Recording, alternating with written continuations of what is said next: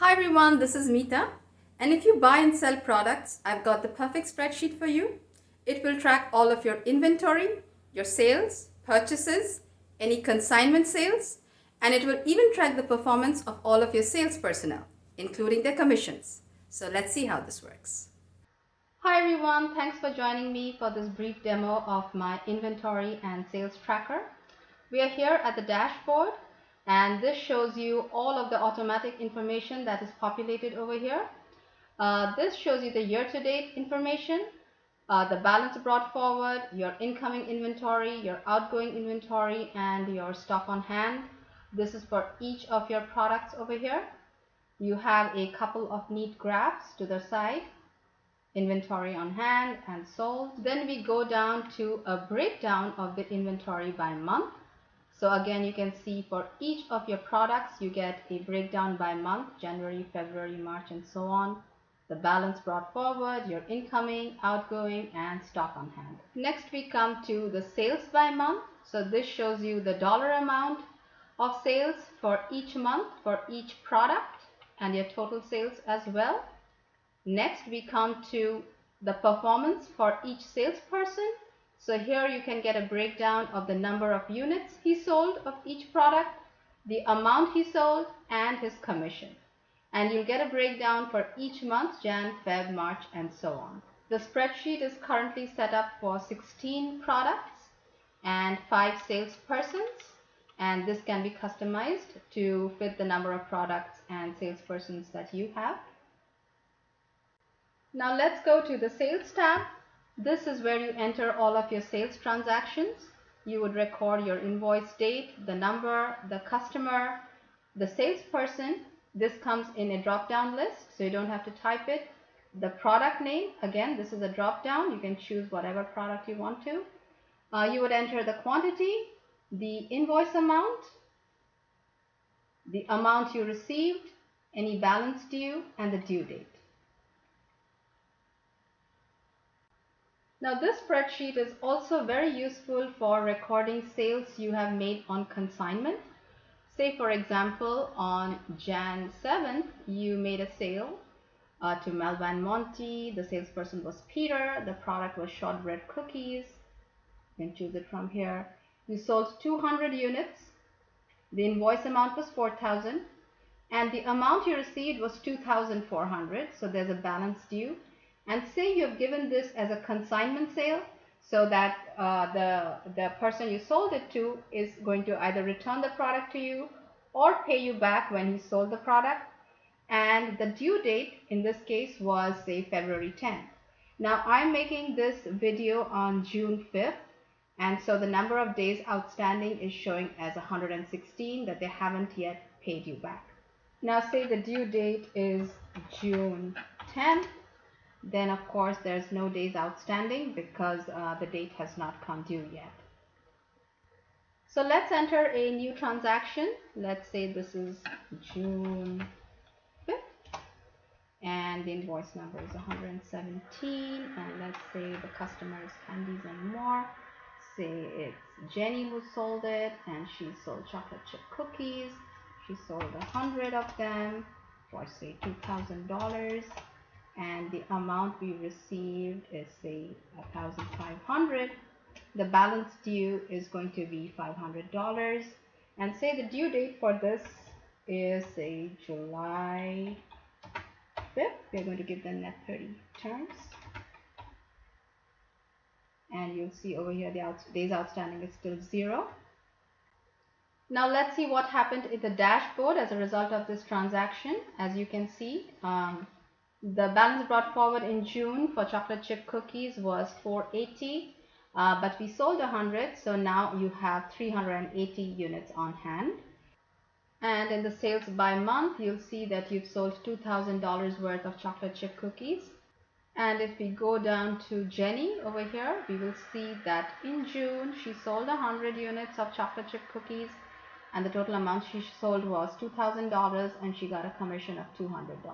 The year-to-date figures have also changed. Now you have total of 380 units of the chocolate chip cookies on hand. And then if you look at the sales, you will see in June there was a total of $2,000 of chocolate chip cookies sold. Another neat feature of the spreadsheet is that you have a tab called Open Invoices, and this will automatically list out any of your invoices for which a balance is due. So going back to the example of the last transaction, say for on June 5, when we sold $2,000 worth of cookies and we only got 1,500 and there's a balance due of 500. So that pops up over here. And so also any other invoices where there's a balance due. So this helps you to keep track of all of your open invoices.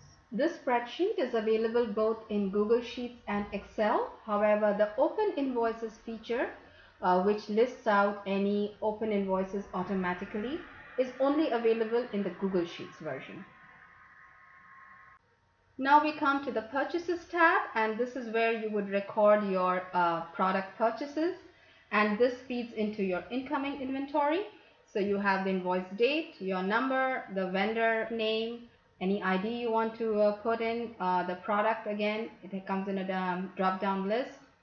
You would enter the number of boxes, and these two are going to be automatically populated based on what you put in the settings. And then you have an invoice amount, the amount you paid, and again you get a balance due. You can put in the date that this invoice is due, your terms, and any days outstanding. So let's enter a sample transaction. Let's put in June 5th, and let's invoice number 175. Again, let's put in a vendor. Let's use that one, and vendor 2. Next, let's choose butter cookies, and I'm going to put in 3 boxes, and watch what happens. As you notice, as soon as I put the number of boxes, the units in each box and the total quantity get automatically populated. Next, I'm going to put in an invoice amount. Let's say this is going to be 1,500, and the amount that we paid, say we paid the person in full, 1,500, and there's no balance due. Now this feature where you just enter the number of boxes and then the units in each box and the total quantity get automatically populated is great if you are a reseller, so you do not have to manually type in the number of units in each box that you purchase.